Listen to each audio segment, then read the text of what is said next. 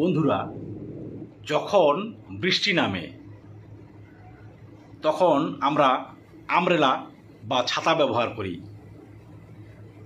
তো ছাতা কি বৃষ্টি থামিয়ে দিতে পারে? না, ছাতা বৃষ্টি থামাতে পারে না, কিন্তু ছাতা আপনাকে বৃষ্টিতে দাঁড়িয়ে থাকতে সাহায্য করে। তেমনি আপনি যখন কোনো কাজ করতে যাবেন আপনার আত্মবিশ্বাস লাগবে। তো আত্মবিশ্বাসটা কি?